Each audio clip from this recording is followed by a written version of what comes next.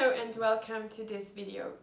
This video is basically for all the patients who are rather in the beginning of their fertility or infertility journey, because today I'm going to talk about what is infertility actually, or when are we talking about infertility. There's a lot of different information available online and it's very hard to define that. But I would like to break it down to numbers in the end, because that's what we can work with in the easiest way. So, most of the time we read numbers between 15 and 25% of a chance in each cycle to get pregnant, given the fact that the timing is more or less okay and that the partners are both healthy.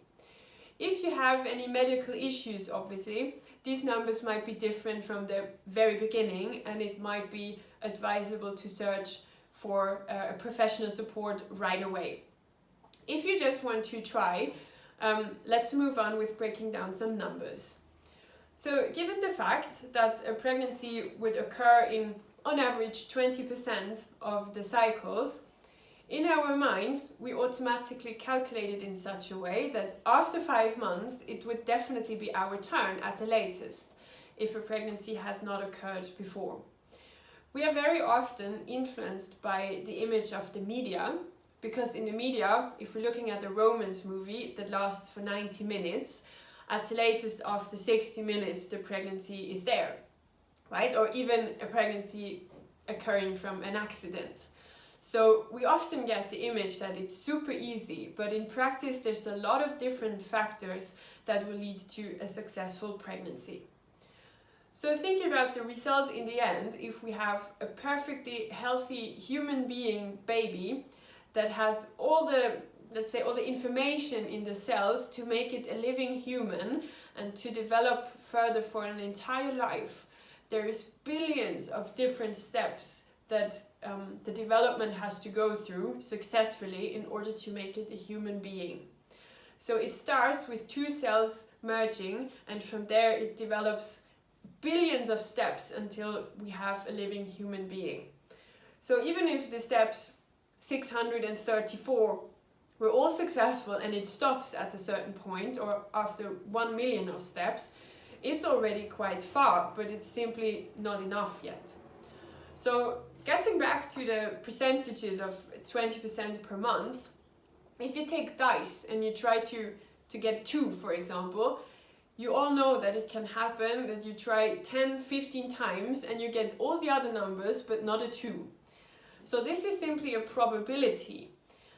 So when we have in our heads that the chances are 20%, for instance, there are 20% every single month. But it can very well happen that we are in the unlucky club to be on the other side that is not part of the 20%.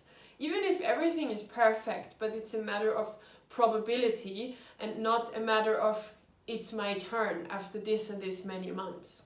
So this gives us a lot of pressure in our minds, which is unnecessary. There are also many factors that influence the quality of our cells, which accounts for the egg cell of the woman, but also for the sperm.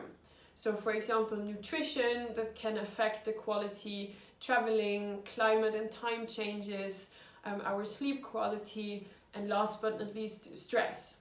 So we don't have the same conditions every month, and if those are not so ideal for quite some time, this might very well influence our chances. So taking that into account, it can really take a couple of months, even though everything is okay. But that's not the picture we get served by the media, because we always think it has to happen after 1 or 2 months, but it's simply not that easy. We all have that one friend as well, especially the ladies maybe, who very loudly shouts at the party, "Oh, this time it was so fast, it hit right away and we didn't even try," and so on. We all know that kind of friend. Let me tell you, we don't know if these announcements are true. People like to make these kind of announcements also to get attention, and in their very inner self, they maybe have been trying for a couple of months as well, or maybe not with a great attention, but you never know the entire story behind it. So don't put pressure on you unnecessarily by thinking that it takes just this and this many months until you have a guarantee to get pregnant. It's really not that simple for everybody. Let's switch to a second topic, which is also misleading, especially when we search for information on Google without having the proper database and the understanding behind it. When we talk about fertility treatments, now particularly in vitro fertilization, many clinics have diagrams in their catalogs with bars, and they indicate a success rate. Usually those bars are very high, saying between 60 and 80%, for instance. That's now just an example, but they usually are very high. So let's take 75% as an example. When we look at the diagrams, we immediately get the idea that the 75% are reached after one cycle or one treatment. But that is most of the time not the case. In an in vitro treatment, many egg cells, like 10 or 15, are retrieved, and then they are put back one each month for quite a long time. So the success rate is usually indicated for one full cycle of treatment, which lasts for more than 1 month. It can be half a year or even more. So given that fact, it's actually not so much higher than getting pregnant naturally. So make sure, if you are interested to go in such a treatment, that they really explain you the figures very detailed, and that they explain you what's behind in order to create such a diagram, what's the time frame, what's the target group that has been considered to come up with this data. So please refrain from searching on the internet, because you will never find out what's the database behind one particular diagram or for how long this accounts.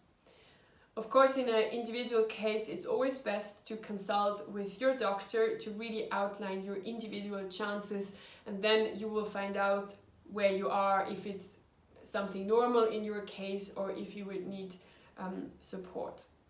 Also, if you consult with a specialist, it doesn't mean that you have to start a treatment right away.